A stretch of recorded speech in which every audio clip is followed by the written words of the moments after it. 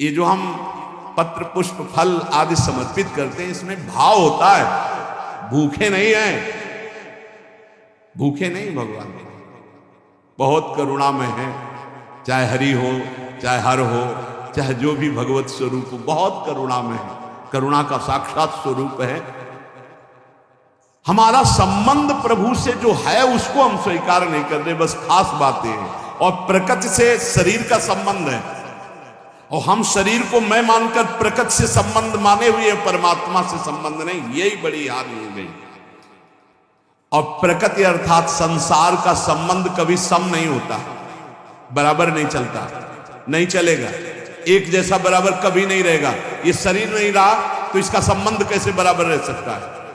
कभी तो ये बालक था, किस घड़ी किस मिनट जवान हुआ पता नहीं चला, कब मुझ के बाहर निकले, तिथि तारीख है कोई तारीख किसी के पास? आज तक कोई विश्व में बतावे किस दिन तुम्हारे मुझ का बाल निकला, किस दिन तुम जवान हुए, किस दिन तुम बुढ़ापा कब मर जाओगे, तुम्हें पता नहीं। और ऐसे झूठे प्रकृति से इतना जोर का संबंध है कि यही लगता है मैं हूं। प्रभु जो हमारे हैं वो हमारे नहीं लगते। घनिष्ठ से घनिष्ठ संबंध में विषमता आ जाएगी। प्रकृति संसार से घनिष्ठ संबंध में कटुता विषमता आएगी, आएगी, देख लेना। क्योंकि यहां समता है नहीं, ये विषम है संसार, समता नहीं है यहां। परंतु प्रभु सम है, वो हर स्थिति में आपको प्यार कर रहे। जो भगवान को गाली दे रहे, फ्री वायु मिल रही, पृथ्वी धस नहीं रही उनके लिए, हर व्यवस्था मिल रही है। प्रभु सबके लिए बराबर प्यार कर रहे, सम है। हाँ, जो ऐसे हैं वो पान कर रहे हैं, जो ऐसे हैं वो पान नहीं कर पा रहे। अहंकारी भगवान से विमुख वो ऐसे हैं, और जो दैन्य भगवान के सन्मुख वो ऐसे हैं। बरसा बराबर हो रही है, पान करने की पद्धति नहीं आई, इसलिए वो भगवान को दोष दे रहे हैं। भगवान तुम्हारे अहेतुकी मित्र थे, हैं, रहेंगे, अहेतुकी किसी हेतु से नहीं। संसार ना कभी तुम्हारा था, ना है, न रहेगा, देख लेना, परिणाम में देख लेना। अतः सम स्वरूप भगवान की प्राप्ति के लिए क्रियाओं से संबंध विच्छेद और करणों से संबंध विच्छेद, तब अनुभव होता है कि मेरा संबंध प्रभु से है। बड़ा सूक्ष्म विषय है। देखो, अगर नहीं इस विषय को समझोगे तो भंडारा खाते घूमते रहोगे, रुपया जोड़ते रहोगे, मर जाओगे, दूसरा प्रयोग करेगा। पक्की बात समझ लो, ये देखी हुई बात कह रहे हैं। अब बैंक में जमा है, हर भंडारे का 100 रुपया या जहां से आया वो जमा है बैंक, और मर गए, वो वारिस कोई है नहीं, तो भारत सरकार की काम। जिंदगी भजन के लिए मिली थी, वो चिंतन में। रुपया क्या करता है? चिंतन फंसाता है। कितने हुए? बोले 99। बोले एक और जोड़ो 100 हो जाए। एक नहीं मिलेगा, 10 मिलेंगे। बोले अब 109 है, अगर और व्यवस्था, वो 99 का चक्कर फंसता चला जाता है, पूरा जीवन बर्बाद। जब कोई उपासक सत्संग प्राप्त करता है, जैसे आप सत्संग सुन रहे, ये कभी निष्फल नहीं जाएगा। सत्संग बोध करा के ही छोड़ता है। जैसे नींद से आंख खुलती है तो नींद में हम बेसुध होते हैं, लेकिन जब आंख खुलती तो हमें चेतना हो जाती है, मेरा क्या कर्तव्य, मुझे क्या करना चाहिए, तो तत्काल हम एक्टिव हो जाते हैं। ऐसे ही संसार में मोह निद्रा में हम सोए हुए हैं। जब सत्संग मिलता है तो मानो ज्ञान की आंख खुलती है। अरे मेरा कर्तव्य क्या है, मैं तो संसार में रचा पुचा था, आज सत्संग से सुना कि मेरे जीवन का सार है कि हर दोष का त्याग करके भगवान का भजन करते हुए, ठीक से आचरण करते हुए भगवत प्राप्ति करना। ये सत्संग फर्क डाल देता है जीवन में। चाहे जैसा नीच आचरण वाला हो, अगर वो सत्संग रोज सुनने लगे तो फर्क पड़ जाएगा। पर यह ध्यान देना है, सत्संग शास्त्र सम्मत को ही कहते हैं। आजकल मनमानी जैसा आया वैसा नहीं। तस्मात् शास्त्रम प्रमाणम ते कार्या कार्यो व्यवस्थितौ। कार्य और अकार्य की व्यवस्था शास्त्र प्रमाणित होनी चाहिए, मनमानी नहीं होनी चाहिए। मनमानी को सत्संग नहीं कहते। सत्संग कहते हैं सत शास्त्रों से युक्त, सत महापुरुषों के वाक्यों से मिलान खाए आपके वाक्य, उसे सत्संग कहते हैं। उस सत्संग से निश्चित फर्क पड़ जाएगा, चाहे जितना कोई नीच प्रवृत्ति वाला हो, रोज सत्संग सुने, एक दिन वो परम पवित्र हो जाएगा। विचार करें, जिनके साथ हमने ममता जोड़ी है वो हमारे पहले क्या थे? जैसे माता पिता, भाई बंधु मित्र या शरीर, ये पहले थे क्या? जैसे किसी का 20 वर्ष का शरीर, किसी का 50 वर्ष का, तो आप इसके पहले ना शरीर था आपका ये, और ना शरीर संबंधी थे आपके। पक्का नहीं जानते हैं आप, ना वो आपको जानते हैं। जिनको आप जानते हैं वो शरीर पहले आपके नहीं थे, और आपका भी शरीर नहीं था पहले। बाद में जब शरीर छूटेगा तो आपका कौन परिचय का आपके साथ जाएगा? ये भूल जाओ, जो लोग वादा करते हैं कि एक जन्म नहीं 7 जन्म तक हमारा तुम्हारा साथ नहीं छूट, और ब्रह्मा को भी फेल करते, काल को भी अधीन किए हुए बोलते हैं, बोले 7 जन्म नहीं, जन्म जन्म तक हम आपके साथ ही रहेंगे। अरे मिनट का तो भरोसा नहीं, जन्म का भरोसा। इन बकवास की बातों में मत फंसो, कोई किसी का साथी नहीं है। एक साथ प्राण त्यागो तो भी अलग अलग गति होगी। ऐसा नहीं कि एक साथ मरे तो विमान आएगा एक साथ बैठाल के कि बहुत समर्पित चित्त हैं, इनके लिए कमरा अलग दे दो, हर व्यवस्था इनकी कर दो। ऐसा नहीं है भाई। हाँ, दोनों एक साथ भगवत प्राप्त हो गए तो हम बातें मान सकते हैं कि दोनों प्रियालाल के समीप पहुंच जाओगे, पर उस समय दो नहीं होगे। उस समय मैं और तू नहीं होगा, केवल प्रभु ही प्रभु। उस समय ये नहीं होगा कि हमारा फ्रेंड है, ये सब इसी लोक की स्मृति है, ये स्मृति नहीं रहती। तो जो पहले हमारे नहीं थे, बाद में हमारे नहीं रहेंगे, तो ये बीच में हमारे कितने दिन हैं? ये विचार सत्संग से आता है। पता नहीं बिना कि सुने बाल्यावस्था में इसी विचार ने हमको बाबा जी बनाया। ये सब मरेंगे, पता नहीं कैसी अशांति पैदा थी वो, कि पूर्व जन्म का कोई होगा भजन या कोई ऐसा कृपा प्रसाद। स्कूल से आके जो ही बस्ता टांगते, माता जी सबसे पहले माता जी दिन भर इंतजार कर, माँ का स्वरूप होता है। हाँ, जो ही नजदीक सही लगता है मरे, जब माँ मरेगी तब कैसे रह पाएंगे? ये पिता पर हारेगा, ये परिवार कौन है मेरा? और जो बात करती नहीं तो ऊपर बस एकांत में चले जाते हो।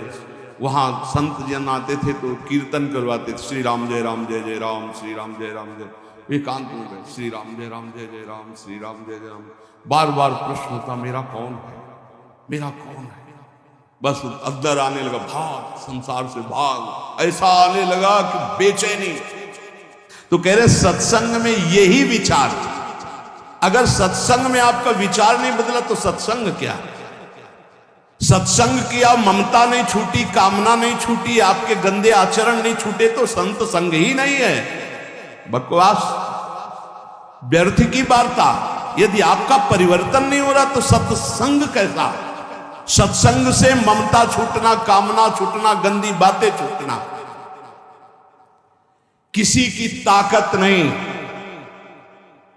और कि कामना छोड़ सके, ममता छोड़ सके, राग छोड़ सके, ये सत्संग छुड़ाता है। कहीं भी कभी भी किसी को भी अगर ऐसा लाभ मिला है तो किसी न किसी महात्मा की कृपा रही है। देखो, बचपन में खिलौनों में इतना राग था, अगर एक भी खिलौना हमारा टूट जाए या ना दिया जाए तो कैसा? आज जैसे आपको हंसी आएगी उन्हीं बातों पर, ऐसे ही अज्ञान के खिलौने ये सब हैं। जितने संबंध आप मान रहे हो, जब आपको ज्ञान होगा तो हंसी आएगी इन्हीं बातों पे, कैसा समय व्यर्थ कर रहा था। पर ये ज्ञान वैराग्य से होता है, और ये वैराग्य विवेक से होता है, और ये विवेक सत्संग से होता है। बिन सत्संग विवेक ना हो, और होए विवेक मोह भ्रम भागा तब सब विषय विलास विरागा, जहां विषयों से वैराग्य तो शुद्ध ज्ञान प्रकाशित हो जाता है। इसलिए सत्संग चाहे 10 ही मिनट का हो, रोज सुनना चाहिए। सत्संग से जरूर परिवर्तन होता है। पहले सत्संग से हलचल पैदा होगी, क्योंकि जो हृदय में गंदी बातें हैं उनके ऊपर आक्रमण होगा सत्संग के द्वारा। ये हलचल अगर सत्संग करते रहे तो शांत हो जाएगी, अगर नहीं किया तो फिर फंसा देगी माया में। क्योंकि ऐसे हम देख रहे हैं, जैसे आपने निश्चय किया आज के बाद शराब नहीं पीऊंगा, मांस नहीं खाऊंगा, गंदे आचरण नहीं करूंगा, अब बड़ी हलचल पैदा हुई। वो आपको ऐसी जगह ले जाएगा जहां कम से कम दर्शन ही हो जाए। चूक मत करना।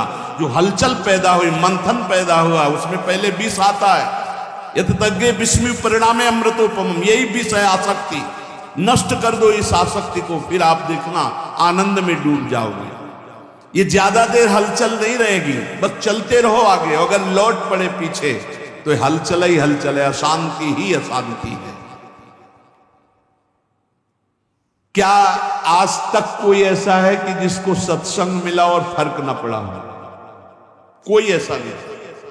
उसके जीवन में कुछ ना कुछ सुधार परिवर्तन जरूर है। जो सत्संगी है जरूर जरूर फर्क पड़ेगा, जरूर पड़ेगा। ऐसा हो नहीं सकता कि चंदन के आसपास के वृक्ष, चाहे वो नीम हो चाहे बबूल हो, उनमें सुगंध ना आ जाए। ऐसे ही संत संग से जीवन में भागवतिकता ना आ जाए, ऐसा हो नहीं सकता। या वो संत नहीं है और या आप बहुत बड़े अपराध कर रहे हो वर्तमान में, इसलिए कोई फर्क नहीं पड़ रहा। नहीं तो सत्संग का निश्चित फर्क पड़ता है।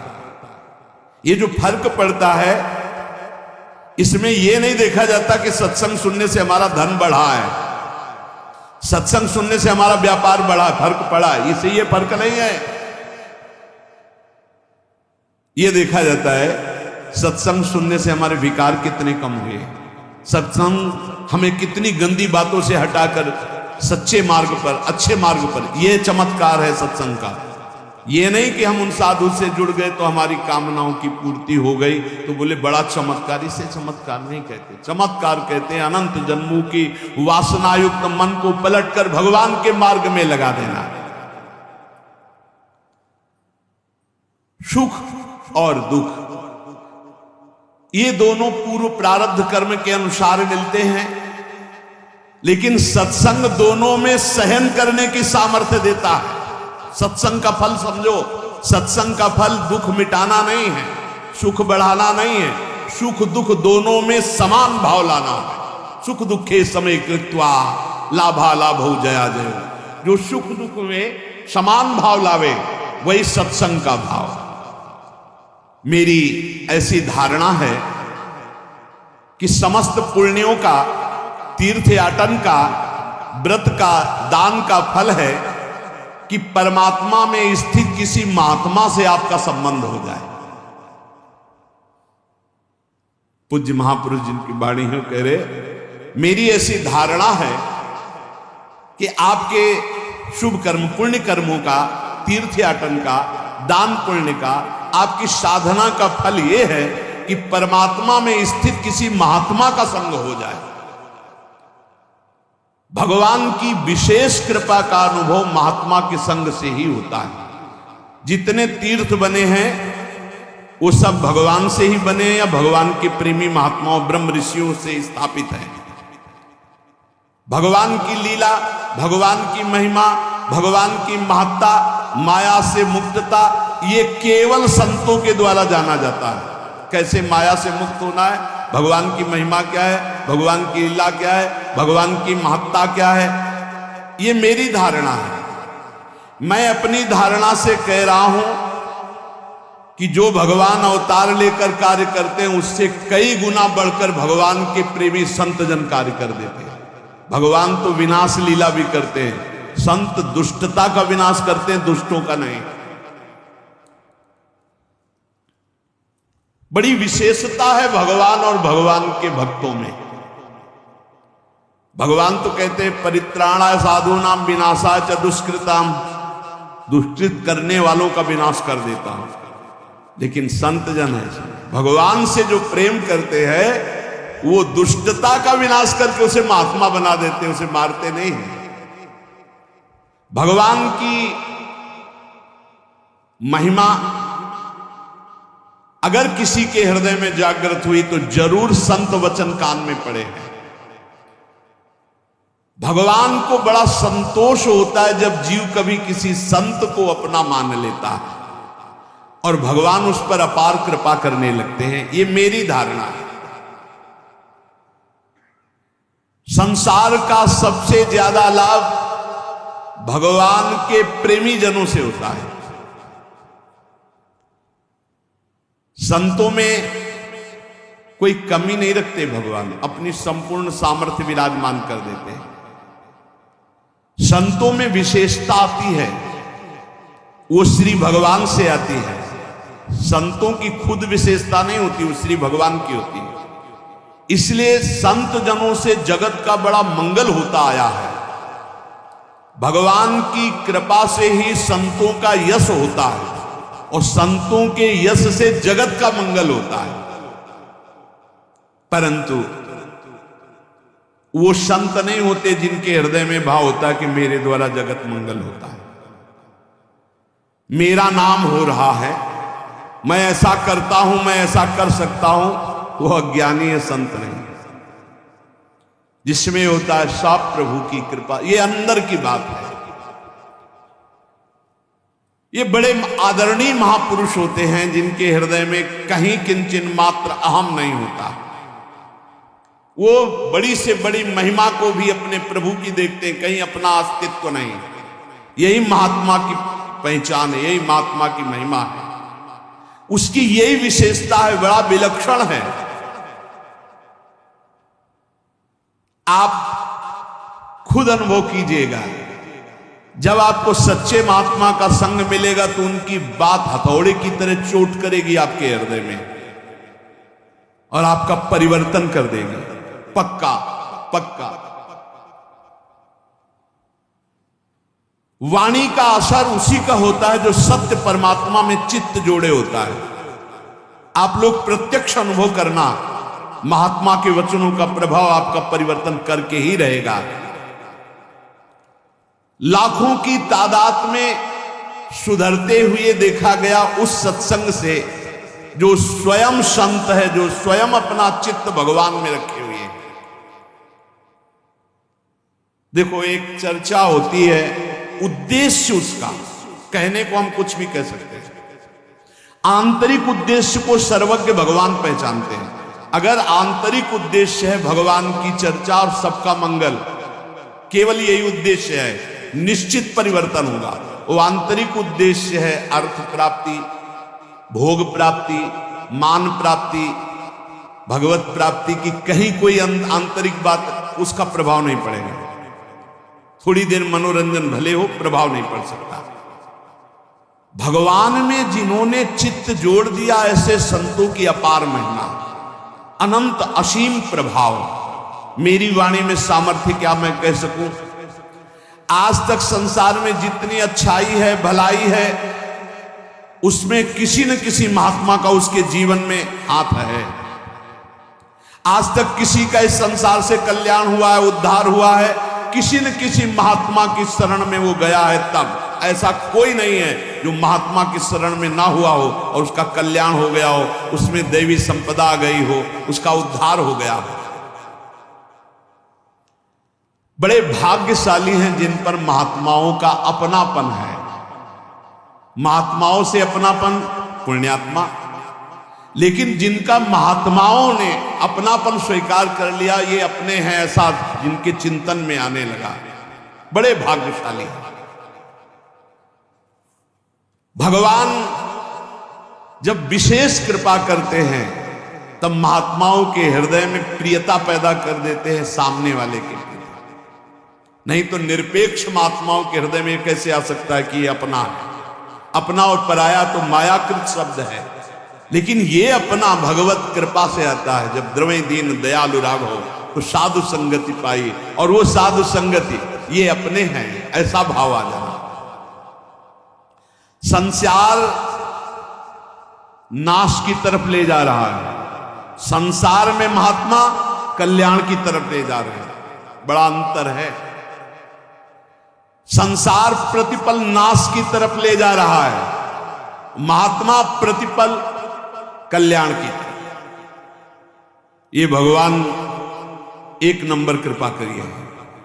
जिनके ऊपर एक नंबर की कृपा है वो कल्याण की तरफ बढ़ रहे हैं। दुनिया मात्र अगर महात्मा का संग मिल जाए तो सबका कल्याण हो जाए। राम सिंधु घन सज्जन धीरा, चंदन तरु हरि संत समीरा। भगवान आनंद समुद्र है तो उस आनंद समुद्र की वर्षा करने वाले महात्मा जन हैं।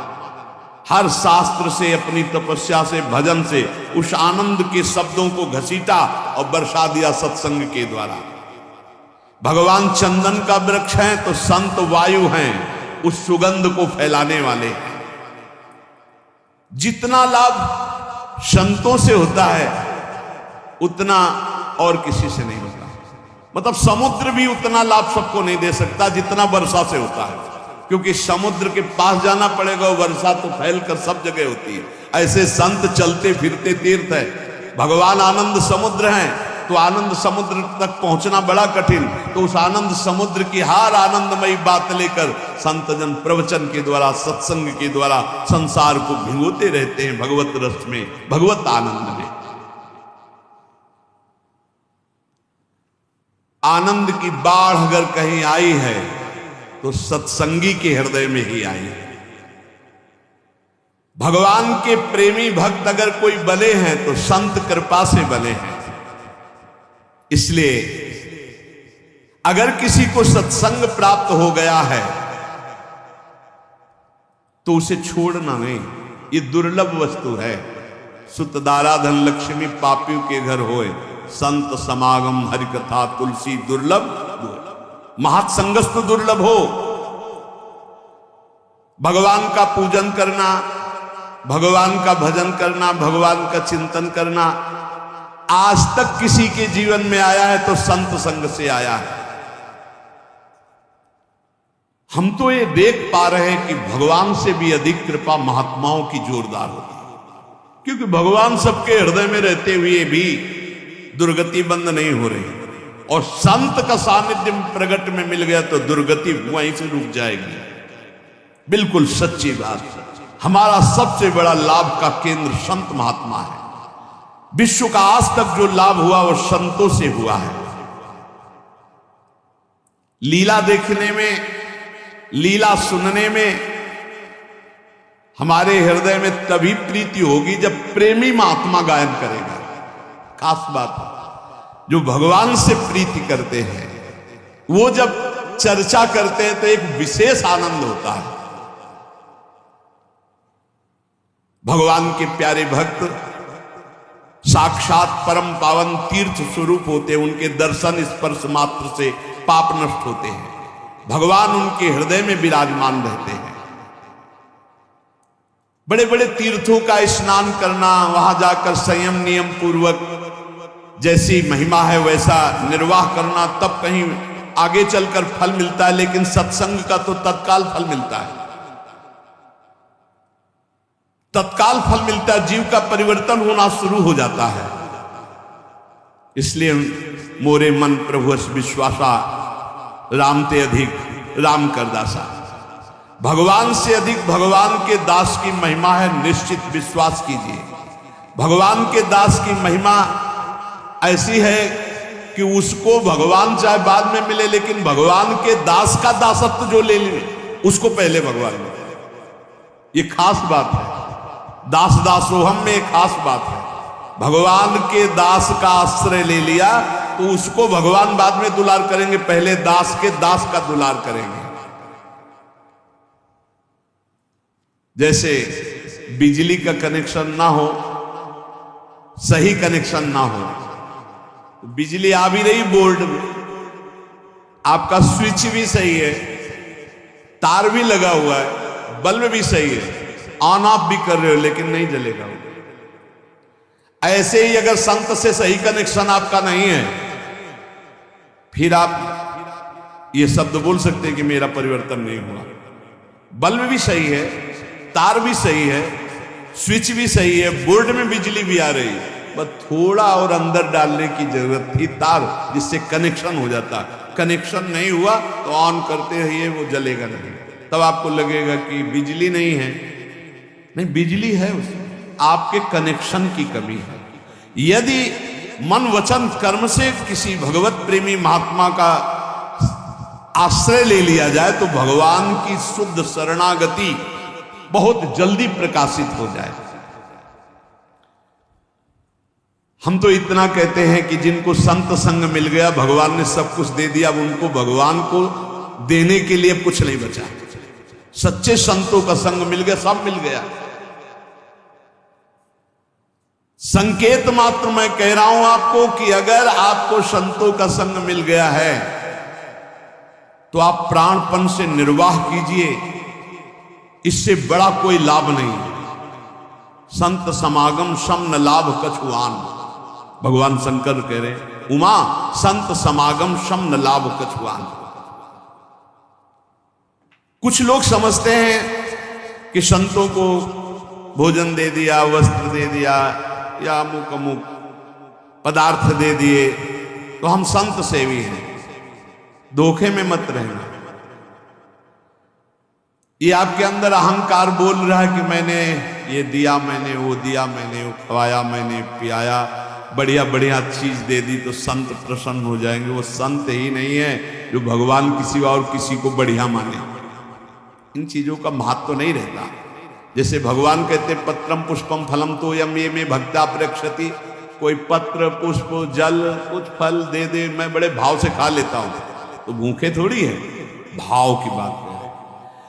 संत पेटू नहीं होते, जैसा संत चट्टू नहीं होते, संत भोगी नहीं होते, संत विषयी नहीं होते।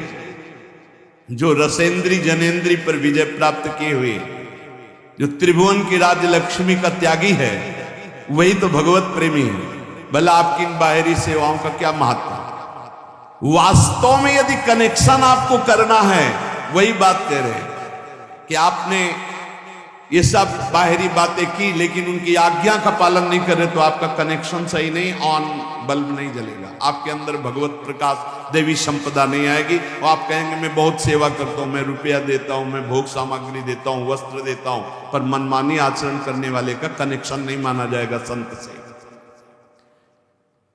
वो संत ही नहीं है जो बाहरी बातों पर राजी हो जाएगा। संत राजी होते हैं आज्ञा सम न सुसाहिब सेवा, उनकी आज्ञा का पालन करना। कई तरह के संत होते हैं, बड़े बड़े पदों में होते हैं, लेकिन हम जिन संतों की बात कर रहे हैं, जिनकी सेवा के लिए भगवान भी लालायित रहते हैं, कभी अवसर मिले और जैसे त्रिलोचन जी के यहां अंतर्यामी नौकर बनकर शिखंडिया नामधारी एकनाथ जी के यहां सेवा में, भगवत प्रेमी महात्मा भगवान भी ललचाते हैं थोड़ी सेवा करने का। स्वयं जगन्नाथ जी जैसे माधवदास बाबा की लंगोटी धो रहे, ये जो कि इससे बड़ा कोई लाभ नहीं कि हमें संत अपना लिए, वो हमारे हैं, वो हमारे जीवन की बागडोर स्वीकार कर लिया, अब मुझे क्या परवाह। ये उन संतों की बात कर रहे जिनकी सेवा के लिए भगवान भी लालायित रहते हैं। वो निष्काम संत होते हैं जिनके भीतर प्रभु के सिवा कोई महत्व नहीं। एक शब्द समझ लीजिए, संत की पहचान, जिनमें प्रभु के सिवा कोई महत्व नहीं, कोई कामना नहीं, प्रभु के सिवा कोई महत्व नहीं। भला जिन संतों ने साधनावस्था में भोग सामग्री का त्याग कर दिया, और सिद्धावस्था में कैसे उसे प्राप्त कर सकते हैं? अंदर से उसे कैसे स्वीकार कर सकते हैं? बाहर से भीड़ लगी रहे भोगों की तो क्या उनमें फर्क पड़ता है? पूरा संसार तो है, क्या फर्क पड़ता है? जिन संतों ने साधनावस्था में अपनी कामना की धज्जियां उड़ा दी, वो जब सिद्धावस्था में आते हैं तो उनकी कोई कामना रह जाती है क्या? भगवान उनके ऋणी रहते हैं। इतना भजन, इतना चिंतन, इतना दासत्व, इतना समर्पण कि भगवान उनके ऋणी रहते हैं। भगवान चाहते हैं कि कुछ इच्छा करें और मैं पूर्ण कर दूं, लेकिन उनके अंदर निष्कामता है, इसलिए भगवान भी ताकते रहते हैं पर कभी अवसर नहीं देते वो भगवान को भी। अगर ऐसे संत कभी आपको आज्ञा कर दें कि आप बैठे रहो, जाओ वहां बैठ जाओ, बैठे रहो दिन, तो आप ये समझ लो बैठने मात्र से भगवत प्राप्ति हो जाएगी। संतों की आज्ञा पर ध्यान, ये बहुत कठिन बात है, ये बहुत कठिन बात है और सब सरल है। संत की आज्ञा किसी को मिल जाए, जैसे सत्संग हो रहा है सार्वजनिक, आज्ञा उपदेश, उसमें फिर कोई बुद्धि नहीं लगानी चाहिए। सुनो, अब वो पर्सनल तुम्हें आज्ञा उपदेश हो रहा, अब उसमें कोई भी शास्त्रीय बात भी लगाने की जरूरत नहीं, जैसा कह रहे वैसा। बिना ही विचार करी शुभ जानी, यहां विचार करने की जरूरत नहीं है। अगर उनकी आज्ञा मिल जाए और वो कोई साधारण सांसारिक कार्य के लिए कह रहे हैं, आपको बिल्कुल दिखाई दे रहा है भागवतिक नहीं, जाओ अमुक कार्य करो, अगर कह दिया गया कि ये आप कार्य करो तो आप वो कार्य करो, और आप जिस कार्य के लिए संत से जुड़े थे वो कार्य संत करेंगे। इस बात को समझ पाना थोड़ा कठिन होता है। अहंकार विमूढ़ात्मा करता हम इति मन्यते, वो जो मूढ़ता बनी हुई वो कभी भगवत प्राप्ति होने ही नहीं देगी। और दैन्य होकर बैठ गए उनके चरणों में, कुछ बने ना बने उनसे बन जाएगा, जो भगवत प्राप्ति का कार्य उनसे बन जाएगा। दास दासो हम, जो हरिवंश उपासक सेवे सदा सेवं ताके चरण विचारी। बड़ी पक्की दामी ठोस बात कह रहा हूं स्वामी जी महाराज, दामी माने बलशाली, बड़ी पक्की ठोस दामी बात कह रहा हूं सिद्धांत की। आप मान लो वो जैसा आज्ञा कर रहे हैं, बस वचनम कर इससे साफ बात सुनो। मैं महापुरुषों का संग किए हुए हूं, जहां कोई कामना प्रवेश नहीं कर सकती, ऐसे निष्काम भाव की स्थिति में समझ पाना बड़ा कठिन। जहां कोई कामना नहीं, वहां ऐसी भावना प्रकट कर सकते हैं आपके साथ। आज ये खवा दो, लाओ ये पी, आप ये मत समझ लेना कि ये खाने पीने, ये तो साधन काल में ही